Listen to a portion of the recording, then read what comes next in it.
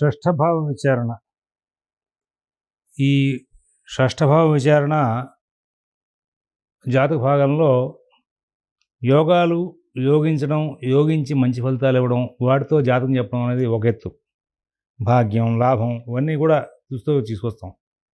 దేన్నైనా పాడు చేసేటువంటి యోగాలు 6వ స్థానం, 8వ స్థానం, 12వ స్థానం. షష్ఠో వైరీరువు శత్రు క్షతారి రోగభీతిదం చెప్పుకుంటూ వస్తాడు. రోగాలు షష్ఠభావం చెప్పాలి. షష్ఠభావం తిన్న రోగాల అంటే రోగభావం బాగా బలంగా పనిచేస్తున్నప్పుడు రోగాలు వస్తాయి. లగ్నం బలంగా లేనప్పుడు దేహం సరిగా ఉండదు అనేటువంటి సందర్భంలో అక్కడ కూడా అనారోగ్య సమస్యలు కనబడతాయి. దేహభావాన్ని మనం స్టడీ చేసేటప్పుడు కొన్ని అవయవ లోపాల గురించి చెప్పుకొచ్చాం. ఇక్కడ కొంచెం ఎక్కువగా వస్తాయి. సోదరులు ఉన్నారు 3వ స్థానం, సోదరులతో కలహాలు 6వ స్థానంతో ముడిపెట్టి చెప్పాలి. సోదరులతో యోగం భాగ్యభావం చెప్పాలి, లాభభావం చెప్పాలి. బంధువులు ఉన్నారు, బంధువులు యోగిస్తారు, బంధుభావం 4వ స్థానం. బంధువులతో కలహాలు షష్ఠభావం చెప్పాలి. బంధువుల వల్ల సమస్యలు, బంధువులతో ఇబ్బందులు 6, 8, 12 స్థానాలు చెప్పుకెళ్ళాలి. పుత్రస్థానం బాగుంది, సంతానం కలుగుతుంది. పుత్రభావంతో ఇబ్బంది 6, 8, 12 స్థానాలు చెప్పుకుంటూ వెళ్ళాలి. పుత్రుల యొక్క ఆరోగ్య సమస్యలు అట్లాంటివన్నీ కూడా మరి ఈ 6వ స్థానాన్ని ముడిపెట్టి చెప్పుకోవాల్సిన అవసరం వస్తుంది. అయితే పుత్రస్థానం అయినటువంటి 5వ స్థానానికి 10వ స్థానం వల్ల అనారోగ్య సమస్యలు కూడా చెప్పాల్సిన సందర్భాలు వస్తూ ఉంటాయి. ఇలాగా మరి జాతకంలో అన్ని రకాల భావాలని కూడా చెడు వైపు నడిపించేటువంటి లక్షణాలు షష్ఠభావం వైపు ఉంటాయి. రోగం, విఘ్నం. మనం ఏదైనా పనులు ప్రారంభిస్తుంటే తరచుగా విఘ్నాలు వస్తున్నాయి అని చెప్పాలి అంటే కనుక షష్ఠభావంతోనే చెప్పాలి. యుద్ధప్రాప్తి అంటే కలహప్రాప్తి షష్ఠభావమే. అలాగే మరి యుద్ధం చేసాం, యుద్ధం వలన లాభం వస్తుంది, యుద్ధం వలన నష్టం వస్తుంది. ఈ రెంటిని కూడా దాంతోనే చెప్పాలి. మేనమామలు, అలాగే శరీరంలో ఉన్నటువంటి వాత, పిత్త, కఫ అనేటువంటి 3 రకాలైన గ్రంథులు ఉన్నాయి కదా, అందులో కఫ గ్రంథులన్నీ కూడా షష్ఠస్థానంతో చెప్పబడుంటాయి. మనం చెడు కార్యక్రమాల వైపు మానసికంగా ఆకర్షితులు అవుతామా, వికర్షితులు అవుతామా అనే భావాన్ని షష్ఠభావంతో విచారణ చేసుకొస్తారు. మానసిక స్థితి ఉన్మాదం వైపు లాగుతూ ఉంటుంది. అలాగే స్ఫోటకం, శత్రుత్వం, లోభం, అస్వస్థత, రాచపుండు, అలాగే మరి తిండి యోగం ఉంది కానీ అది కష్టపడాల్సి వస్తుంది అంటే భాగ్యభావం ఉంటేనేమో ఆహారం తేలిగ్గా సంపాదించుకుని తినే యోగాలు ఉంటాయి. షష్ఠభావం ఎక్కువగా ఉంటేనేమో తినే తిండి కూడా మరి ఇబ్బందికరంగా సంపాదించుకుని తినాల్సి వస్తుంది. సంపాదించినప్పటికీ కూడా తినేందుకు యోగం లేకుండా, అంటే చాలామందికి ఐశ్వర్యం ఉంటుంది, వాళ్ళకి కావాల్సిన రీతిగా కుటుంబ వాతావరణంలో భోజనం పెట్టేవాళ్ళు ఇంట్లో ఉండరు, అట్లా ఇబ్బంది పడుతుంటారు. వాటన్నింటినీ కూడా షష్ఠభావం ద్వారానే నిర్ణయం చేయాలి. రుణం ద్వారా వచ్చే అపవాదులు, శత్రువుల యొక్క విషయంగా మీకు సంతోష దుఃఖాలు, అలాగే ఉష్ణం, అలాగే దెబ్బలు, వ్రణాలు అంటారు, అంటే ఏదైనా దెబ్బలు తగలడం, తర్వాత చిత్తక్లేశం, పలు విధాలైన బాధలు, మరి చాలామంది చేత ద్వేషంగా ఉండడం చాలామంది విషయంలో, ఇవన్నీ కూడా మనకి షష్ఠభావం ద్వారా వస్తాయి. నేత్ర రోగాలు, యాచకత్వం, ఐశ్వర్యం కొంతమందికి బాగా ఉంటుంది కానీ వాడికి ఏదో వాడికి కావాల్సిన రీతిలో భోజనం చేద్దామంటే దొరక ఎవరింటికి వెళ్ళినా కావాలని వడ్డించుకొని అడిగి మరి వండించుకుని తినేటువంటి యాచక లక్షణాలు ఉంటూ ఉంటాయి. ఐశ్వర్యం లేదా, దాత కాదా, ఆయన దానం చేయడా, డబ్బులు లోభి అంటే కాదు, లోభి కాకపోవచ్చు కానీ అతనికి కావాల్సిన వాతావరణ రీతిగా భోజనం సదుపాయంలో కొంతమంది వాళ్ళకి కావాల్సిన విధంగా ఎక్కడైనా సరే వండించుకుని తినడం లాంటివి చేస్తుంటారు. లేకపోతే వాళ్ళకి అనుకూలమైనటువంటి వాతావరణంలో చోట వెళ్ళి భోజనం చేసి ఆనందిస్తూ ఉంటారు. అట్లాంటివన్నీ కూడా దీన్ని షష్ఠభావం. మరి ఇది అకాల భోజనాన్ని కూడా సూచిస్తూ ఉంటుంది, రోగ కారణాలను ఇది సూచిస్తూ ఉంటుంది. తర్వాత ముఖంలో ఉన్నటువంటి కవళికలు తప్పుతున్నాయి, యోగంగా ఉంది అనేటువంటి విషయాలను కూడా షష్ఠభావం ద్వారా చెప్పాలి. జ్ఞాతులతో విరోధం, మరి లాభం కోసం చేసేటువంటి ప్రయత్నాలను కూడా షష్ఠభావంతోనే వస్తాయి. మరి అతిశూల, విషం, బంధనం, వీటితో వచ్చేటువంటి ఇబ్బందులన్నీ కూడా షష్ఠభావంతోనే ఉంటాయి. లాభాన్ని పొందడం కోసం పడేటువంటి పాటులన్నీ కూడా షష్ఠభావంతో చెప్పాల్సి వస్తుంది. తర్వాత మూత్రవ్యాధి, కీర్తిని కాపాడుకోవడం కోసం చేసేటువంటి పనులు, అతిసార వ్యాధులు, షడ్రసాల మీద కోరిక, నిందలు పడడం, అలాగే ఎవరి దగ్గరైనా పనికి చేరడం లేదా సేవ చేయడం, దొంగతనాలు, కష్టం, కారాగృహం, అలాగే సోదరులతో కలహం, ఇవన్నీ కూడా షష్ఠభావంతోనే విచారణ చేయాలి. ఇన్ని చెడు ఫలితాల్లో ఏ ఒక్క చెడు ఫలితమైనా, చాలామందికి యోగాలనే బాగుంటాయి, అప్పుడప్పుడు చెడు ఫలితాలు పొందుతూ ఉంటారు. ఉద్యోగంలో గౌరవంగానే రిటైర్ అవుతారు, కానీ మధ్యలో అప్పుడప్పుడు ఒక ప్రతికూలమైనటువంటి అధికారులు రావడం, వాళ్ళు వీళ్ళని డిస్టర్బ్ చేయడం, వీళ్ళ వృత్తిలో వీళ్ళు బ్లాక్ మార్క్ తెచ్చుకోవడం జరుగుతుంటాయి. తర్వాత మళ్ళీ ఆ బ్లాక్ మార్క్ పోవచ్చు, కానీ ఆ బ్లాక్ మార్క్ పొందారు అంటే కానీ షష్ఠభావం యొక్క ప్రభావం అట్లాగా చేస్తోంది అని చెప్పడానికి అవకాశాలు వస్తూ ఉంటాయి. అలాగే ఆరోగ్య సమస్యలు సహజంగా ప్రతి వాళ్ళకి ఎప్పుడప్పుడు వస్తుంటాయి. వయసులో ఉన్నప్పుడు వస్తాయి, వృద్ధాప్యంలో వస్తుంటాయి, బాల్యంలోనూ వస్తూ ఉంటాయి. వీటిని శోధన చేయాలి. జాతకంలో నీకు గృహయోగం ఉంది అని చెప్తే వాడు డబ్బులు వచ్చినప్పుడు ఎట్లా గృహం కొనుక్కుందాం అనే ఆలోచనలో దాని మీద పెద్దగా పట్టించుకోడు. ఏమయ్యా, నీకు గృహ సంబంధమైన ప్రతిబంధకాలు ఈ రూపంలో వచ్చేందుకు అవకాశం ఉంది అని నువ్వు శోధన చేసి చెప్పావంటే కనుక, వాడు అది కనుక జరిగితే వాడు నీకు జీవితాంతం రుణపడిపోయి ఉంటాడు. రెండోది, మనం చెప్పడం మూలంగా వాడు జాగ్రత్త తీసుకుంటే బయటపడితే కనుక వాడు నిన్ను ఇంకా మర్చిపోడు. ఒకవేళ వాడు జాగ్రత్తలు తీసుకొని నిజంగా దెబ్బతిన్నాడా, అప్పుడు కూడా మర్చిపోడు. ఆయన చెప్పాడండి, నీకు ఇబ్బంది వస్తుందిరా బాయ్, జాగ్రత్తగా ఉండు అని చెప్పాడు. నేనే ఏమరపోటుగా ఉన్నాను, దాని మూలంగా ఇవాళ సమస్యను అనుభవిస్తున్నాను అనేటువంటి పరిస్థితులు చాలామంది దగ్గర వింటూ ఉంటాం. అవి ఆ భావాలు, షష్ఠభావ శోధన చాలా గొప్పగా, యోగ్యంగా జాతకంలో చెడును కనుక మనం ఎస్టిమేట్ చేయగలిగితే వాటి ఫలితాలని కూడా చాలా గొప్పగా ఉంటూ ఉంటాయి. పెళ్ళిళ్ళ జాతకాలప్పుడు షష్ఠభావం బాగా ఎక్కువ స్థాయిలో రీసెర్చ్ చేయాల్సిన పరిస్థితులు ఉంది. షష్ఠభావంతో ముడిపడి పిల్లవాడు లేదా పిల్ల వాళ్ళ యొక్క ఆరోగ్య విషయాలను ఎస్టిమేట్ చేసే పనిగా వీళ్ళకి ఆరోగ్య సమస్యలు ఉండే అవకాశం ఉంది. ఈ ఆరోగ్య సమస్యలు దీర్ఘకాలికమా, స్వల్పమా, ఏదైనా వైద్యంతో పోతాయా, లేకపోతే ఇబ్బంది పడతాయా, ఇవి తప్పనిసరిగా శోధన చేయాలి. ఈ షష్ఠభావం, అష్టభావం ఏ భావంతో ముడిపెట్టి ఉన్నటువంటి గ్రహాల యొక్క దశలు, అంతర్దశల్లో ఈ చిన్న వయసులో కనుక ఉంటే వీళ్ళకి ఆయుర్దాయం ఏమిటి, తర్వాత వీళ్ళు మరి ఆరోగ్య సమస్యలు ఇబ్బంది పడే లక్షణాలు ఏంటి, సమస్యలతో వీళ్ళు మిట్టాడుతూ ఉంటారా, ఎప్పుడు ఇట్లాగే ఉంటారా, ఏదైనా దాటే అవకాశం వస్తుందా, సమస్యల నుంచి బయటపడే అవకాశం వస్తుందా, ఇవన్నీ చెప్పాలి అంటే షష్ఠభావం చాలా బాగా అనుకూలిస్తున్నది. వ్యయభావం కూడా అంతే. ఈ పెళ్ళిళ్ళ జాతకాలప్పుడు నువ్వు ఐశ్వర్యం గురించి గొప్పగా చెప్పినా చెప్పకపోయినా ప్రమాదాలు కనుక సూచించి, ప్రమాదాలు ఈ వయసులో వచ్చే అవకాశం ఉంది, వీటిని తప్పించుకోలేకపోతాడు, ఆధిదేవితమైనటువంటి ప్రతిబంధకాలని భగవత్ ప్రార్థనతోనే సరి చేసుకునే అవకాశాలు ఉంటూ ఉంటాయి. అటువంటి ప్రయత్నాలు ఈయన చేయగలుగుతాడు, చేసి సక్సెస్ అవ్వగలుగుతాడు అనేటువంటి విషయాన్ని కనుక చెప్పగలిగితే మీకు ఆ జాతకుల మనసులో దృష్టి బాగా ఉండిపోతుంది. మరి ఉదాహరణకి ఎట్లా ఉంటుందంటే, ఇక్కడ షష్ఠ అష్ట వ్యయభావాలతో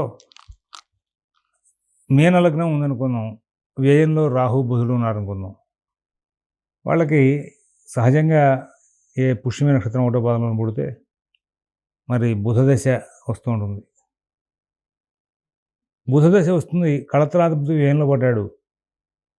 ఇక్కడ మనం పెళ్ళిళ్ళ జాతకాలు చూసినప్పుడు వ్యయంలో ఉన్నటువంటి బుధదశ వస్తుంది కాబట్టి ఈ బుధుడు ఇబ్బంది పెడతాడా అనే శోధన ఎక్కువ చేయాలి. ఒకవేళ ఇదే బుధుడు షష్ఠంలో ఉన్నాడు అనుకుందాం, ఆ సందర్భంలో ఏ విధమైన ఇబ్బంది పెడతాడు. షష్ఠంలో ఉన్నటువంటి బుధుడు సహజంగా ఇబ్బంది పెట్టాలి, కళత్ర స్థానాధిపతి కాబట్టి. ఈ రెండింటి మీద కనుక మీకు అవగాహన వస్తే వాళ్ళని ముందుకు వెళ్ళదనో ఖచ్చితంగా చెప్పగలుగుతారు. జాతకంలో నక్షత్రాలు, పాయింట్లు, కుజదోషాలని బ్యాలెన్స్ అయినప్పటికీ కూడా ఈ షష్ఠాష్ట వ్యయాలతో పడినటువంటి దశలు, అంతర్దశలు, వాటి సమయాల్లో వీళ్ళకైనా ప్రమాదాలు పెద్ద స్థాయిలో ఉన్నాయా, చిన్న స్థాయిలో ఉన్నాయా, వాటిని దాటరా అనేది బాగా శోధన చేయాల్సి వస్తుంది. అది 6, 8, 12 స్థానాలతోనే అవుతుంది. ఆ జాతకంలో 6, 8, 12 స్థానాలను కనుక విశేషించి శోధన చేస్తేనే మీరు వాళ్ళకి ఏదైనా న్యాయం చేయగలుగుతారు. మీ దగ్గరికి వచ్చినటువంటి వ్యక్తులకి మీరు సంపూర్ణమైన న్యాయం చేయగలుగుతారు. ఒకవేళ మీరు కనుక ఆ 6, 8, 12 స్థానాలు సరిగ్గా చేయలేకపోతే ఆ జాతకుల విషయంలో ఉన్నటువంటి నష్టాలు మీకు తెలియవు. జాతకంలో ఉన్నటువంటి నష్టాలు మీరు శోధన చేయలేకపోతారు. దాని మూలంగా వచ్చిన వాళ్ళకి మీరు ఎటువంటి ఫలితాలని కూడా పరిపూర్ణంగా ఇవ్వలేకపోతారు. కాబట్టి వాటిని బాగా చూసి నిర్ణయం చేసుకుని ముందుకు వెళ్ళమని చెప్పి సూచిస్తూ, రోగారి వ్యసనక్షతాని వసుధాపుత్రాని చింతయే దుఃఖం రోగకరం తదేవ రిపుగే జీవేదితారిర్భవేత్ షండోరీష బుధౌ విధుంతతో లగ్నేషు సంబంధినో లింగస్యామయ కృద్వరుణయన రుధిర షష్ఠే లగ్నాధిప. రోగం, శత్రువులు, వ్యసనం, క్షతం అని వాటిని కుజుడి వలన షష్ఠ భావాల్లో విచారణ చేసుకుంటూ వెళ్ళాలి. రోగాలను గురించి మరి 5-6 అధ్యాయాల్లో వివరింపడ్డాయి. తర్వాత మరి గురువు షష్ఠస్థానంలో కనుక ఉంటే శత్రువులను జయించేటువంటి లక్షణాలు ఉంటాయి. అలాగే చతుర్థానాధిపతి బుధుడు రాహుతో కూడుకుని ఉంటే కనుక అతను కొంచెం ఇక సంసారానికి సంబంధం లేకుండా జీవించాల్సిన పరిస్థితులు వచ్చే అవకాశాలు కనబడుతూ ఉన్నాయి. అలాగే మరి ఇక్కడ బుధుడు శత్రుస్థానాధిపతిను బుధుడు రాహుతో ఉంటే కనుక నపుంసుడయ్యే అవకాశాలు ఉన్నాయి. అలాగే రోగాధిపతి మరి కుజుడు, బుధుడు, రాహు ఏదో విధంగా లగ్నాధిపతితో సంబంధంగా కలిగి ఉంటే వాళ్ళకి ఈ యొక్క జన్యు సంబంధంగా రోగాలు ఉండే అవకాశం వస్తుంది. అలాగే లగ్నాధిపతి షష్టంలో కనుక ఉంటే రుధిర రోగం ఉండే అవకాశం ఉందని చెప్పి వచ్చాడు. అసలు లగ్నాధిపతి షష్టంలో ఉంటేనే రోగాలు ఉంటాయి. దేహానికి సంబంధించిన అధిపతి వెళ్ళి రోగస్థానంలో ఉంటే మరి అక్కడ అనారోగ్యంగా ఉంటుంది. ఆరోగ్యవంతుని తీసుకెళ్ళి అనారోగ్య కేంద్రంలో పడేస్తే ఎంతో కొంత వాతావరణం ఇతన్ని ప్రభావితం చేస్తుంది.